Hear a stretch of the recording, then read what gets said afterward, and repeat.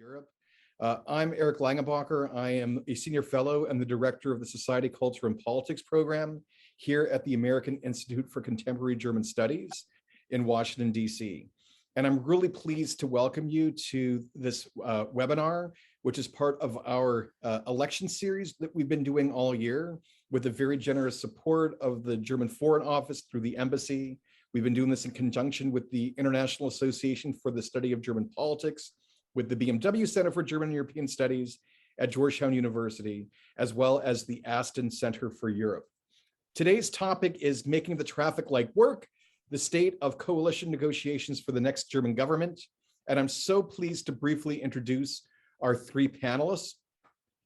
First, we'll hear from Tom Nuttall, who is the Berlin bureau chief of The Economist, a little known news magazine based in London. Then we're going to hear from Dr. Sven Siefken, who is at the Martin Luther Universität at Halle-Wittenberg, as well as a visiting professor at Colorado College. And then we'll hear from Dr. Constanze Stelzenmüller, who's a senior fellow in foreign policy at the Center on the United States and Europe, as well as the Fritz Stern Chair on Germany and Transatlantic Relations at the Brookings Institution in Washington, D.C. So just to key up our discussion, Germany will have a three-party coalition in all likelihood for the first time since the 1950s, although we can talk about what those three-party coalitions in the 1950s actually meant, but this is really something new for Germany. We've always had two-party coalitions and parties that have been adjacent on the ideological spectrum. Here we're going to have a cross-block coalition with three parties. That's if everything continues to go well. And there's of course a lot of open questions. When the government might be inaugurated, who will get what ministries, what the main policy agreements will be. And so there's a lot for us to kind of sink our teeth in today. And so first we'll hear from Tom. Tom, the floor is yours. Thanks, Eric. Good evening from Berlin. Good afternoon to those of you in Washington or elsewhere in the US. And thanks for having me along to this discussion. At the beginning of these talks, it's sort of customary to say something along the lines of, well, it couldn't be a more timely moment for a discussion like this. And while that's obviously partly true in this case, we're gearing up for the first post-Merkel government. We're on the verge of seeing what the traffic light parties have agreed, probably next week and so on. It's also true that they've done such a good job of keeping a tight lid on the contents of their coalition talks, with the odd exception, that this discussion is by nature going to have to be highly speculative.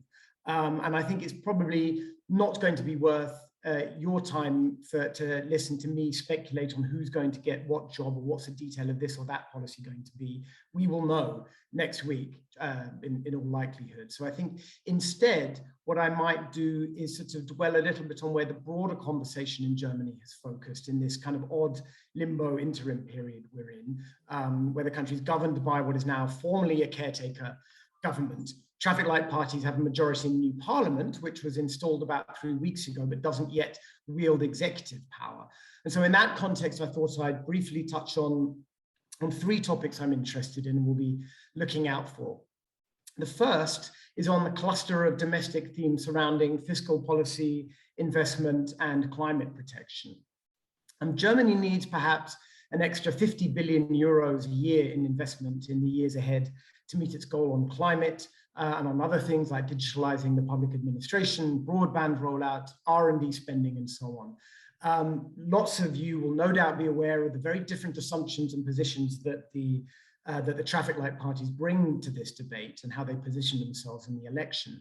And yet even before the election, you could spot a lot more concord here than we might have expected some years ago.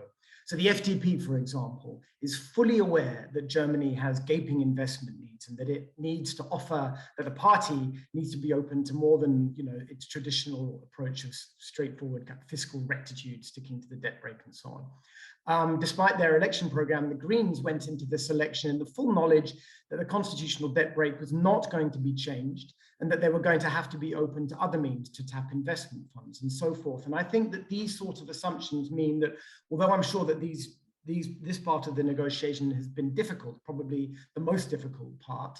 I'm confident that they are going to arrive at some sort of conclusion that is going to enable Germany to step up its efforts in the years ahead. Whether it will be enough is another question. Second point, what I take from this is that it's not only that these parties have a strong will to power to govern, they're ready to make compromises in the service of forming a government, but they are, at least in principle, open to the notion that this coalition could somehow congeal into something greater than the sum of its parts, guided by a narrative of modernization of some sort, especially in the realm of climate protection. You don't want to take that too far. No doubt the stresses and strains of holding a disparate three-party coalition together are going to be tested, perhaps severely, by whatever crisis might lie in the months and years ahead. But I do, unlike some, I do take Olaf Scholz seriously when he says that he would like this coalition to be able to credibly seek a joint re-election in 4 years' time. And you're going to need to have some sort of narrative glue to make that a credible proposition. And I think you might see an early example of that in the peculiar situation we're witnessing right now with COVID-19. As everybody probably knows, the numbers are spiraling here. There are grave warnings of overloaded hospitals in some parts of the country. We're preparing for fresh legislative changes from the Bundestag. And we also have tomorrow the first of the fabled minister-president conferences in many months. And we're expecting tighter restrictions on the unvaccinated, tougher rules in the workplace, and so on. What I've been struck by in this whole discussion is just how quickly the CDU-CSU, which, let's remember, is still nominally in charge of the country, has adopted an opposition stance, and not necessarily not a particularly constructive one, sniping at the ample parties, complaining they're not acting in proportion to the urgency of the crisis, and so on. And how, conversely, some members of the traffic light parties have leapt to one another's defense on matters like whether the Epidemic Protection Act should be extended or not. They don't agree on everything. We've seen a wobble this week over whether there ought to be compulsory vaccinations for certain professions, but to an extent, they already seem to have acquired some sort of instinct to govern together. And to me, it looks like an interesting, if admittedly an early sort of worked example of the power of coalition in creating a shared experience of government that helps establish joint habits and instincts that could be quite useful in the years ahead. Final third point, and that's why I'm fairly interested in the attitudes of foreign governments to developments here. So if you feel a degree of pity, as I do, for German journalists who will have to fill their daily pages with groundless conjecture about what the next government might do on this or that policy area, you might also spare a thought for diplomats in Berlin who have to send their masters speculative reporting to guide their foreign policy, or visiting envoys who are trying to take the temperature of a government that doesn't yet exist. And I've been thinking about this because I've been working on a piece about the fears that you encounter among particularly American, French, and British diplomats over which way the traffic light government is going to go on security and especially nuclear issues. Constanze has just written a piece about this in the Financial Times, which is very annoying because it came out 2 days before mine. But congratulations to her for that. It's a fascinating topic because you see the stark contrast between the relatively calm, staid atmosphere surrounding the coalition talks, COVID aside, and the very serious concerns among Germany's closest allies that the country may be preparing to go soft on nuclear sharing, which is the arrangement to allow America to station nuclear bombs at Bukel Air Base, and also that Germany may sign up as an observer to the new treaty prohibiting nuclear weapons, which is something that NATO thinks seriously undermines its cohesion in the nuclear deterrent. So what the allies who are lobbying very hard at the moment on these issues, what they've learned is that especially on some of these knotty foreign policy and security issues, there are extremely complicated dynamics driving not only the relationship between the three parties, but also inside them. So on this issue, for example, the SPD and the Greens have to be very careful not to exacerbate existing splits inside their parties. Olaf Scholz, who's giving away very little on these issues at the moment, is obviously a competent manager, a consensus seeker, rather like another German chancellor we might think of. But on this issue and on others, there's a real open question. Will Olaf Scholz have the strategic nous to balance the hopes of Germany's long-suffering allies that the country will start to take its international role more seriously, with the demands of many voters channeled through its political parties to retain something as close to the status quo as possible? And on that cliffhanger, perhaps I'll hand over to the next speaker. Thanks very much. Thanks, Tom. Sven. Yeah, thank you. Thanks for having me, and it's great to be here. Picking it up from Tom, and I agree that it's too early and a waste of time now to speculate much about who gets which ministry and what policy details will be in the coalition contract. Let me zoom out a little bit and talk about the institutions and the process here. I was just talking with a friend yesterday who has 3 high school and primary school kids, and he said, what is happening right now? My boys are asking me, where is all of this that's occurring these days written down in the constitutions or in the laws? And obviously it isn't.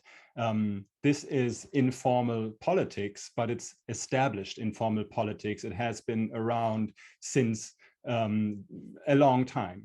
And this part of informal politics has over the years become increasingly formalized.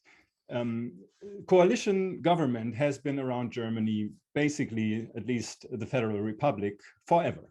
And Adenauer, when he had his successful Keine Experimente campaign in 1957 and gained the absolute majority, he still decided to go into a coalition with the Deutsche Partei back then, that from the numbers he really didn't need.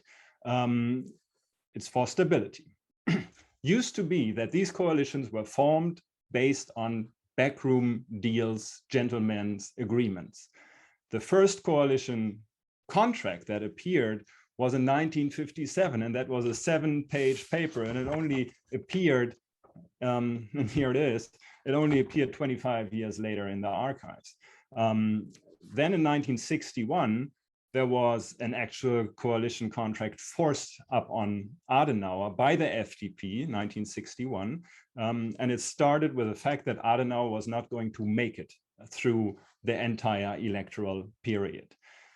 This is a long time ago, and coalition contracts have grown. They have become a visible part since the 1980s. They have always been around, and they have been negotiated in a more formal process. So with regard to formalization of everything that is happening, we can look at the process, we can look at the structure of these coalition negotiations, we can look at the results, at the ratification and the implementation. And let's start with the end. What comes out is the coalition contract. As I said, 1961, 8 pages long. 2018, the coalition contract had 177 pages. That's a whole lot of detail in there. So we're going to have to look, and if we look over time, it has steadily grown. If we're going to have to look, is this coalition contract that we will all be reading next week or the week after, is that going to be bigger or smaller? It might be actually a little bit smaller, and come back to that at the end.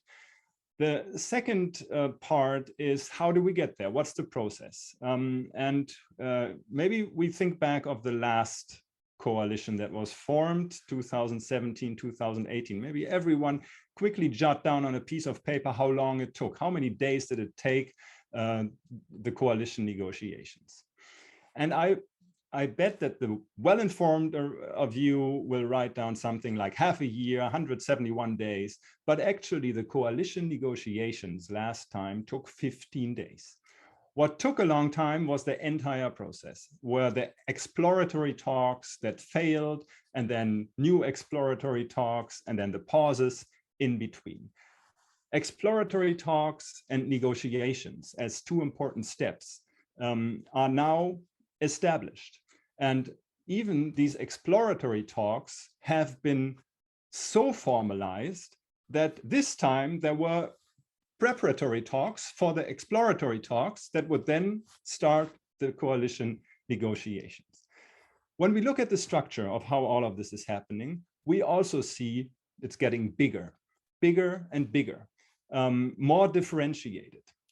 It used to be, and that was basically until the mid-90s, that there would be maybe 2 levels, one bigger negotiating group, and then the smaller group of the party heads that would call the shots in the end and resolve the issues that couldn't be solved by the negotiating group. Then in 1998, we had 2 working groups for the first time that would bring in policy expertise.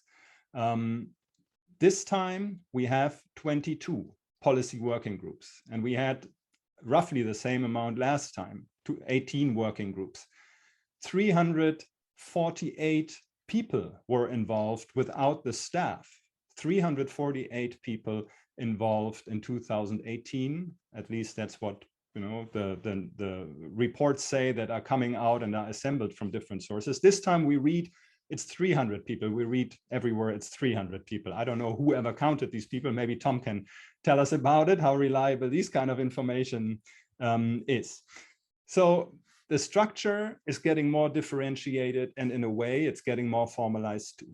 And then we look at what happens if such a coalition contract is found. Also, that next step in the process is not the end of it. There is ratification through the parties. The SPD has started 2013 and then also again 2018 to go for a members' vote on the coalition contract. The Green Party is going to do it this time too. The FDP and the SPD will go this time through party conventions and not through a membership vote. At least that's the plan for now. So also there, increasing formalization and increasing need for legitimization, which of course is related, because if you make a more detailed contract, then you need more legitimacy than if you have a broad understanding that you're going to work together. And then of course we also have this kind of formalization in the implementation phase. Last time, for the first time, there was an evaluation clause set into the coalition contract. After half of the legislative period, there was supposed to be a, well, general evaluation of how they were faring. This was a way to get the SPD that didn't really want to get into that coalition to accept and to join. The evaluation itself was not really a big and not a very systematic thing. It did happen, but it was smaller than one could have expected. So we will have to look out whether this is going to come again into the new coalition contract that we're all expecting. And I think this is, if we look at this increasing formalization, this is an interesting question that we will have to ask for what we can see next week and the weeks after. And that is, has the 2018 or 2017 and 18 situation been a turning point? Are we moving away from things that did not work? Was there learning in terms of the whole process, the ongoing formalization, the ongoing differentiation, and of course, how to deal with this whole thing? Because that is an obvious difference that Tom has mentioned from 2017 to now. Right now, there's quietness. The lid is on. Everybody, and apparently even among themselves within the party, is keeping the lid on. 2017 and 2018, there was constant chatter. There were tweets. People were taking photos out of the coalition negotiations and posting them. This has very, very rarely occurred, but certainly not of documents, but only of a few faces. And so I think that will be interesting for political scientists to look at. Is it a turning point that we see? Is there something new to coalition formation, and how does it translate into governing? Because what we also find, and Tom was saying we have to pity the journalists, what we do actually find in Germany is that public acceptance for this whole thing is relatively high. The journalists and the political junkies are unhappy, of course, because all that excitement is not available. But the broader public seems to be all right with it.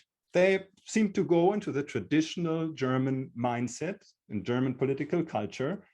You, politicians, do your job, deliver results, and then we evaluate you on the outcome. And that might indeed be a learning point also for political actors, that they do find acceptance for this.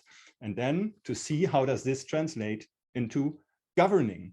Will this translate this kind of close cooperation behind closed doors in order to produce results and then bring them out to the public and create legitimacy for them, which is kind of the textbook way of representative democracy? Will this be implemented in normal policy making too? And so I think there's a lot of things to watch out for, not just the policy details, but also with regard to the formal and informal institutions in policymaking of this upcoming coalition. And I'll leave it at that. Great, thank you. Constanze. All right, thank you very much. This has been totally fascinating. I'm just going to sort of make a couple of cleanup points as I threatened. For one, it seems to me, I mean, but one of the unique factors of this current coalition negotiating moment is that everybody knows that really this time they don't have a choice. For one, the CDU isn't available. It's engaged in basically a circular firing squad moment. It is quite interesting that Merz running again for the CDU party leadership is a bit of a Groundhog Day moment, and I suspect not just for me, but notably his appearance yesterday seemed to be imbued with a degree of humility that he hasn't been, remarked on before. He even got a woman on his team, amazing. So I think there's some recognition there that they, shall we say, need to engage in a little bit of introspection. So literally this time, the Liberals don't have a choice of walking out. And I do think that it usefully constrains them a little bit in some of their demands. That brings me quite organically to the question of jobs. Yes, there's been a great deal of speculation about this. It started out weeks ago with an apocryphal list that someone sent around with names. And I've been keeping sort of a tally of suggestions, and it's really quite broad. It is a testament to people shutting up. But I will say two things about this. The one thing that seems to be more and more clear is that Lindner wants finance and Lindner will get finance. That I find sort of fascinating because he will then be serving in the cabinet of a chancellor who has all the cell phone numbers of his peers on speed dial.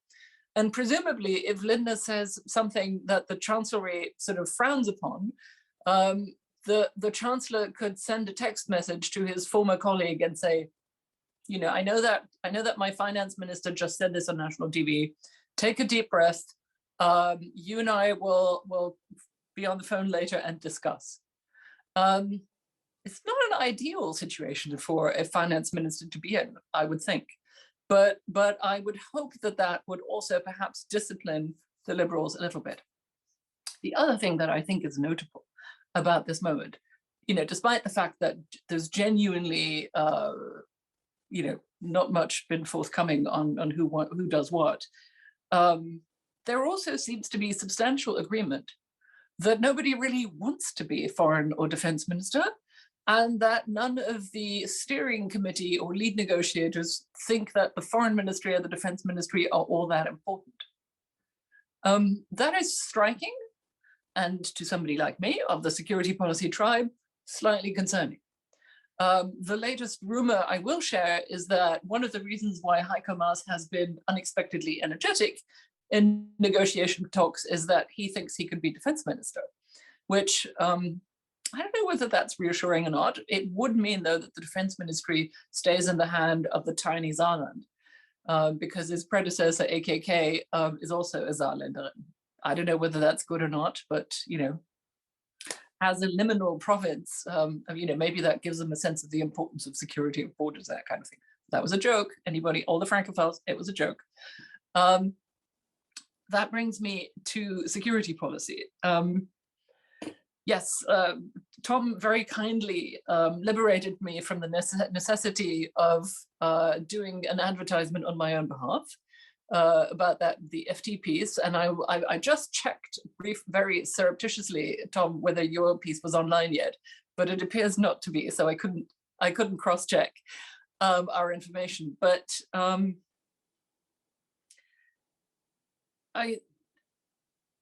am not, shall we say, dogmatic on the point, either on the point of nuclear participation or on the point of outdated legacy platforms or on the point of arms control and disarmament. I want to basically see stuff that works and does what it's supposed to. And I don't want Germany to do unilateral things ever. But two things, I think, looking at sort of, the wisdom of having conversations about nuclear participation or joining the nuclear ban treaty at this moment, is that it seems to me you want to avoid two things. You want to avoid giving the impression that you are unaware of the evening news and of what is going on in Belarus at the Ukrainian border and with gas prices and gas storage. You, I think, want to give the impression that you are aware of these things and that furthermore, you are also aware of the enormously changed and volatile political and security environment for arms control and disarmament, right? And I would feel a lot more comfortable with discussing nuclear participation and the nuclear ban treaty if the people who are putting this forward were acknowledging these things and making informed, intelligent, innovative suggestions on how to handle arms control in a situation where the Russians and the Chinese and the Belarusians are behaving as they are, have developed the technology that they have, and where arms control means something completely different than it did in the 1980s. And I'm not seeing that. That is what has me worried. That is what has Paris, London, and Washington worried, which is why the French and the Brits and the Americans have been démarching, and I mean literally démarching, the German ambassadors in capitals, at NATO headquarters, and the negotiators in Berlin. That's a fairly big deal. And the visuals of that, I would say, are a little concerning. If I were somebody who were proposing disarmament and arms control, I would probably want to speak to that very actively and with proposals that would make my interlocutors pause and say, well, that is actually an interesting idea. Remember that Helmut Schmidt gave, signed off on the NATO double track decision in the 70s, was hated by his party for it and ultimately lost his job because his party never forgave him. But he also, with a sort of key speech at IISS in London in, I think, 1977 or 1976, set off NATO deliberations about intermediate range nuclear weapons that ultimately led to major steps in disarmament, which helped bring down the Iron Curtain and the Berlin Wall.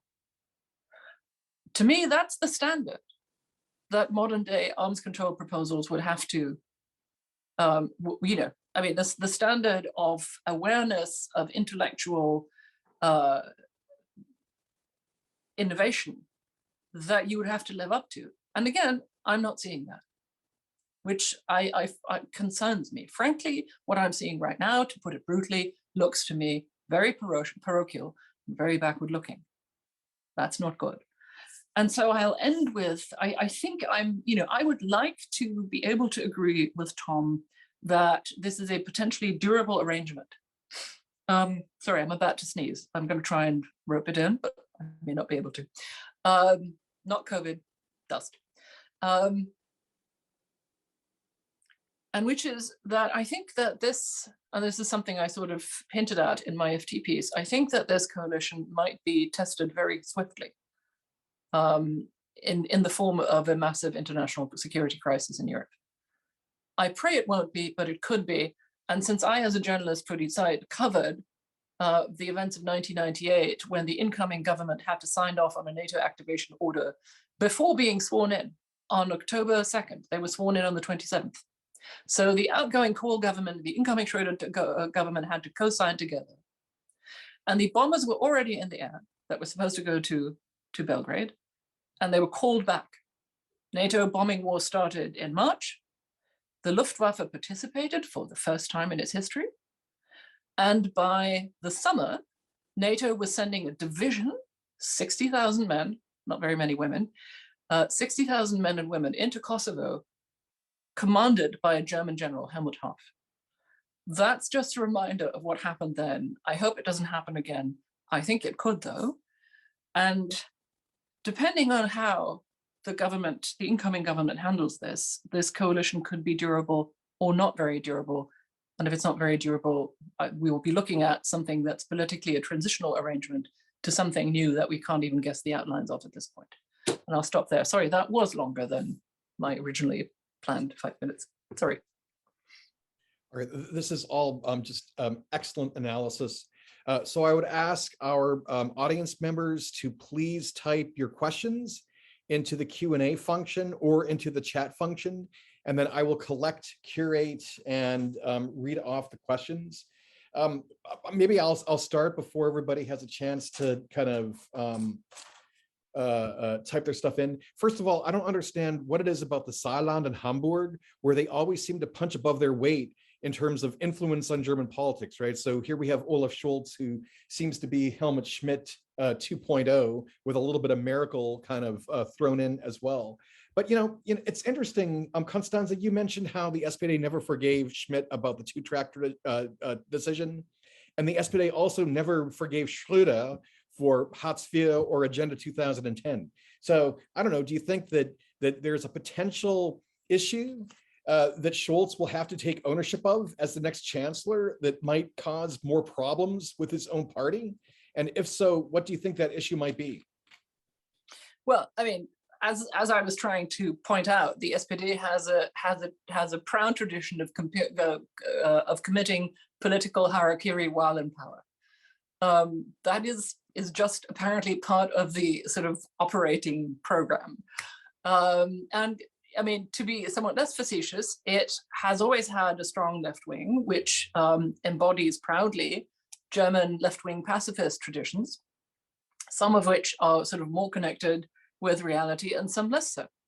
And they have a very sort of determined and really quite effective leader in the form of Wolf Mitscherlich in the Bundestag. And the other thing to note is that you know, the SPD has another political tradition, which is for the party faction in the Bundestag to tell the chancellor where he can get off. In other words, to assert control. And one of the things, you know, the chancellor has to learn how to do is how to keep his own party faction in the Bundestag in check. That could be quite exciting. And finally, you know, it's been noted, and I sort of note in my column that the Bundestag is unusually large. It has an unusually large group of newbies, very young, very diverse, quite leftish, many users. That's not to say, and I don't want to make it sound as though those are automatically, as it were, troops for the left wing. In fact, the really interesting thing about this new group is that they have very diverse backgrounds, and some of them are policemen, some of them are former professional soldiers, and so on. And so actually, you know, compared to an earlier tradition of a lot of members of the Bundestag being former staffers who then ran for office, Hubertus Heil is such a case, you know, and who'd never really had a job in quote unquote real life, I would actually expect these people to bring quite diverse points of views to politics. So I'm not suggesting they are all sort of, you know, uniform in their views, but I think there's, you know, quite a lot of yeastiness there, and the same thing is true for the left wing of the Greens, and presumably, you know, that is what people might be speculating on, and certainly something the Chancellor is going to have to reckon with. All right, before I get into the questions from our audience, I have one question in response to some of Sven's points. I thought it was really interesting. You know, here I thought that Germany was Exportweltmeister, but apparently Germany is the world master when it comes to institutionalization. And it seems so fascinating. I mean, I agree with you 100% that if you look over time, we see more formalization, more institutionalization, more codification, and everything like that. What do you think is driving that? I mean, what is so different today than in the 70s or in the 80s that would necessitate much more formal, much more institutionalized processes? I mean, one thing, of course, in all of that is in the back of Germans' minds. We like these kind of clear structures and institutionalization in political culture. But you're asking what is different from the 1960s and 1970s. And of course, the fragmentation of the party system is different. The more parties you have, and the more difficult it becomes to build the coalitions. In a way, these coalition contracts are, and Constanze has already hinted at that, this is not just a negotiation between the parties that are getting together. This is also a negotiation towards the party and holding them together. This is obviously a strength of a strong party system because the parties have wings. And the parties, the SPD has at least 2, if not 3 important groups. The CDU has these strong groups. The Green Parties has these strong groups, and the parties are holding them together in their everyday life, sometimes more, sometimes less successfully. At the moment, I don't see these very strong wings in the FDP, but there has been a time in the 1970s in particular when the FDP had very, very clear wings as well. And so part of that need is ongoing fragmentation of the party system, and therefore it's getting more difficult to hold the parties together, and formalization, even if it's just formal compromises written on a piece of paper, can help that. But I think what we see, and this also relates to what Constanze has just said, that maybe we're over the peak with this, and we're coming back to a situation, and the way that the coalition talks have started, of building trust and saying, if we can get together, we create not just a good atmosphere, but a general understanding, a broad storyline, then we can handle the crises that are coming at us. Because let's look at it. Let's look over the last decades. Which of the big policy issues have been anticipated in a coalition contract? None. COVID, definitely not.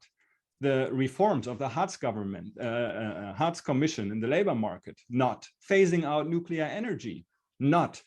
Stepping out of the military draft or putting it on pause, not. All of these are things that happened, and the next things will happen in foreign policy and in domestic policy. And for that, you don't need the coalition contract with all the details. You need to have a coalition with a good understanding, mutual trust that's holding together. All right, great. So moving to some of our questions. Here's a question about how quickly the coalition could be tested on EU policies. That's actually something that I know we're not in the business of speculating here, although we have kind of speculated a bit about security and foreign policy as well as infrastructure spending. So maybe we could speculate a little bit on EU policy in the new coalition. But how quickly would the coalition be tested? Notably, the likely overhaul of fiscal rules. Tom, would you like to take this question initially? Yeah, that's a very good question. And I mean, I think I basically agree with what I think is the assumption behind it. For the pretty straightforward reason that we have a timeline for this whole procedure. Explain it briefly, there was a planned review of the EU's fiscal rules before the pandemic. It was put on hold as the rules themselves were during the pandemic. That is now slowly being cranked up again by the European Commission. They're currently in sort of consulting phase, and early next year, they will issue some proposals about reforming the fiscal rules. And this has always been and absolutely remains an extremely divisive issue inside the EU. Germany traditionally has situated itself on the side of what have become known the frugals, 4, 5, 8, however many you want to tot up. I think some of the frugals felt a little bit betrayed when Germany sided with France last year to put together the EU's 750 billion euro recovery fund. They felt that a betrayal, and now they feel that they need to express their views a little bit more strongly than they have done in the past. We've already seen some opening skirmishes there. So this is going to be a difficult thing for a difficult issue for Olaf Scholz to position his new government on. There's no way he's going to be able to please everybody inside the European context. There's no way he's going to be able to please everybody inside Germany. There's a danger he may not be able to please everybody inside his own coalition. So this is one of the things that I'll be watching very carefully when we get the coalition agreement next week or whenever it is. Exactly what sorts of stance will this government be taking on the Maastricht criteria, on golden rules to exempt climate-related investment from deficit calculations, and so on and so forth. It could be very, very testing period. Other thoughts from our panelists on that question? All right, well, here's another question. You know, I can't remember which one of you talked about how there's no alternative.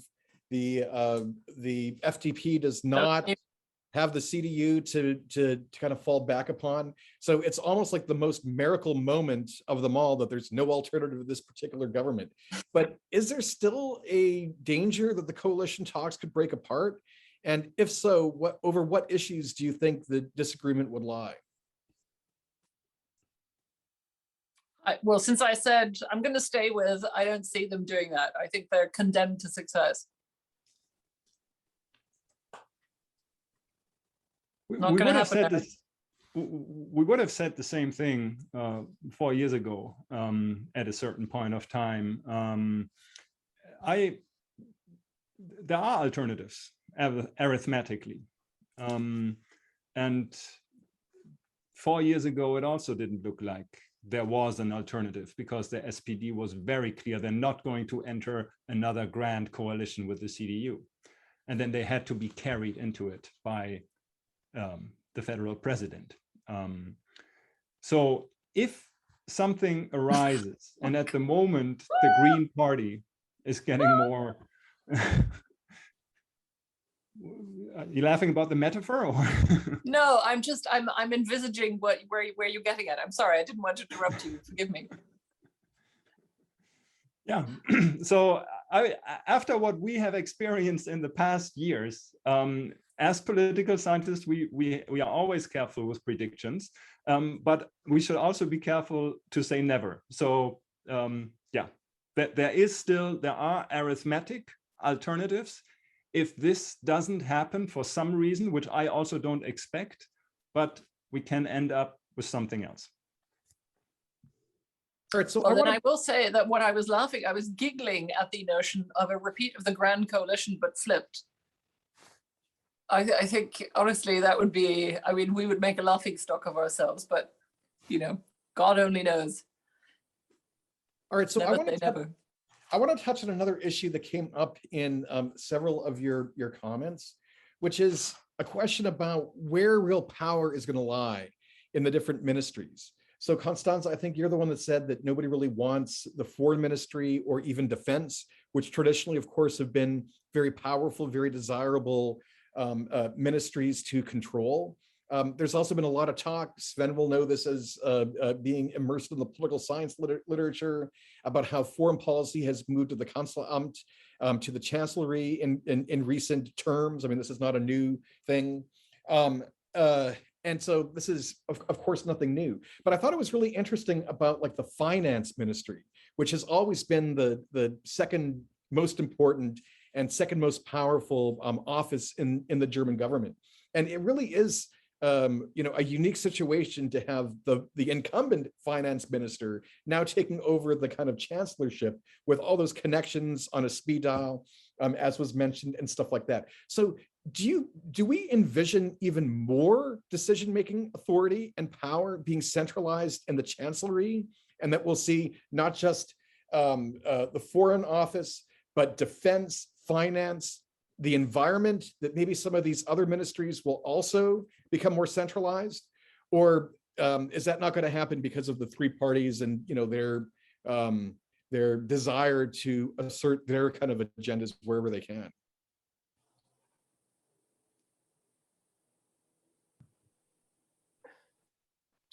Who are you asking, Eric? I mean, sorry, Tom, why don't you start, then we'll go to Sven, and then we'll see, sure. Go to Constanze. Okay, I mean, I don't have that much to say. We don't know is the obvious answer.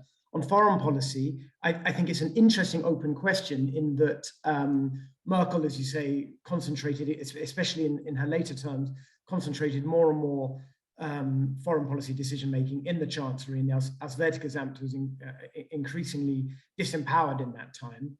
I don't think it's a given that we'll see a similar sort of development now. If Annalena Baerbock becomes foreign minister, it's something that she cares about, it's something that she knows about. It's not clear to me that Scholz wants to invest his political capital and his kind of limited bandwidth, at least in the early stages, on foreign policy, as opposed to the domestic and the energy transition. I think that's going to be where he devotes most of his energies to, assuming that he's not overtaken by crisis. So I think it's at least an open question. The defense ministry, it was very interesting to watch Annegret Kramp-Karrenbauer in the last couple of years. It's a shame that she's going to be on her way out. She was saying and doing some interesting things there, although often looked a little bit lonely. Perhaps that could be some sort of model for another Saarlander or whoever else it might be who finds themselves in that position. So we don't know, we're speculating, but I don't think it's a given that the developments we've seen under Merkel government will continue under a Scholz government. Yeah, if I can follow up there. I think, first of all, we do have a situation with three strong partners. There will not be one center of power, as may have been in the past, but there will be three centers of power, and they have to be brought informally together in coalition committee, Koalitionsausschuss, or through the cabinet, but there will be not that one strong center. If we look at foreign policy, I don't think that Olaf Scholz will yield the floor because he's not interested. He knows how to read the history books, and Eric has hinted at that. Adenauer has started to be the strong foreign policy chancellor. That is the best place you can take, because you find broad acceptance in the general public with foreign policy. And Angela Merkel has shown this very, very clearly. Olaf Scholz knows how politics is played. And of course, he has, for a particular reason, for exactly the same reason that now it is Lindner that wants to go into the finance ministry, he has taken the finance ministry and made this the vice chancellery, because it's a powerful ministry that is involved in everything. But going back to that, there will be not one power center, it will be a different configuration, but the chancellery will be the central coordinating body as it should be. That is my expectation. Do you want to go on taking questions, Eric, or do you want me to weigh in? Up to you. Why don't you weigh in? And we have one other question in the chat, and then we're going to probably come up to time. So okay. Please feel free to weigh in. Well, very, very briefly. I mean, I don't know Scholz personally. I've been on a panel with him once, but I have a slightly better sense of the people who've been working with him, who I think are incredibly hardworking, sort of passionately pro-European technocrats, but who have a sort of very, shall we say, the very positive take on interdependence, which I think sort of comes with being economists and having a sort of, very pro-European take on things. And again, pro-European is admittedly a term one has to unpack. But basically, Jakob von Weizsäcker orchestrated in the middle of the Eurozone, Jakob von Weizsäcker is the head of policy planning in the finance ministry now, a potential contender for Bundesbank job, orchestrated a working group to which I was invited to join in 2016 2012 on the future of the Eurozone. And with the attempt to find a more positive, more forward-leaning, more generous German policy towards bailout countries like Greece, and dismay over the sort of very hardline financial Taliban line of Wolfgang Schäuble. And I appreciate all that. And I think without this team, we wouldn't have had the European Recovery Program, and Europe would be in a very different place. But, and I also think, to give him credit, that Scholz firmly believes that he is a committed transatlanticist and very sort of in the Schmidt mold of, NATO has to be preserved and we have to play a responsible role in it. Yeah. I just worry that their sort of sense of what is, that the other part of their programming, as it were, is because we're committed transatlanticists, we also, we are secure in saying we have to balance out Germany's Westbindung, its rooting in the Western Alliance, with the more transactional relationships with Russia and China. And there I worry that they're not entirely sort of cognizant of the degree to which these relationships have changed, the degree to which Russia and China are weaponizing interdependence, and what impact that has, not just in the world, in Russia's neighborhood, China's neighborhood, and not just in the Balkans or in Northern Africa, but within Europe and in fact within Germany, through the use of financial networks, corruption, illicit money flows and whatnot. And the buying up, whole scale of industrial and municipal infrastructure by the Chinese in Europe, and their attempts to do that in Germany, which have, however, been stopped. That I think that requires an update and a sort of then a recalibration of this team's take on security policy, which I get a sense hasn't happened yet.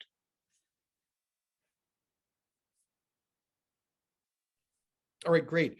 We have two other really quick questions, and then maybe we will conclude our panel. The first is, do you think that the coalition will be tempted to wait on the Tornado nuclear sharing decision until it sees where Biden comes out in the US nuclear posture review? And then secondly, what about some of these lingering scandals, like the Cum-Ex scandal in Hamburg? Will something like that come back to tarnish or weaken? Who'd like to go first? Sven? Yeah, but maybe the lingering scandals, and of course the CDU might employ this and set up another investigative committee or something to try to capitalize on that and open questions that are still there. But whether they do it, whether something comes out of it, we've seen it with all the scandals in the past, that it is very, very hard to predict if there's something lingering that has something on it or not. You mentioned scandals. What others, Eric? Was it there was Cum-Ex, and what else is lingering? So the G20 riots, Cum-Ex in Hamburg, and Wirecard. None of which involve any sort of personal failings on the side of Olaf, the Scholz. The first two happened while he was mayor in Hamburg, and the second one while he was finance minister. They do suggest, though, at least the two financial oversights issues, I think suggest that there's real weakness and real vulnerability in Germany in financial oversights. And yes, I mean, this is a way that authoritarians and crime networks weaponize Germany's immense interdependence. And I think we were very slow and sort of disgracefully reluctant to pay attention to some of the warning signs coming out of shall we say, other other large newspapers. And I think that is something that will remain an issue. And in the G20, I think there was a sense that Scholz sort of basically said, I've got this all under control. Hamburg is legendary for its its hard left, anarchist, violence-prone anarchist scene. I mean, I lived in Hamburg for 11 years. I know what we're talking about here, and I think the mayor exuded a sense of security that turned out to be unwarranted. And I sort of something that people have noted in portraits of him is that this might suggest that occasionally he is somewhat more secure of things than he should be. Tom, some final thoughts? Yeah, I don't have much to add on the scandals. I agree with Constanze's point on what the real vulnerabilities are. I don't think they're about Olaf Scholz personally. On Tornado, I think I'll just say that because this is a very difficult and a contentious discussion, Germany's politicians, in whatever coalition configuration they happen to be ruling in, will take any excuse they can to kick the can further and further and further and further down the road, as they have done for years. And yes, the US review provides, actually in this case, quite a legitimate reason to kick that can a little bit further down the road. So I think there's every chance that the answer to the question is yes. All right, well, I see that we've come up to time. So thanks to our three panelists for such a riveting discussion, even though we didn't speculate that much on personnel or policy. And also thanks to all of our audience members for taking the time to spend with us today. So have a great day, everybody, and we will reconvene soon.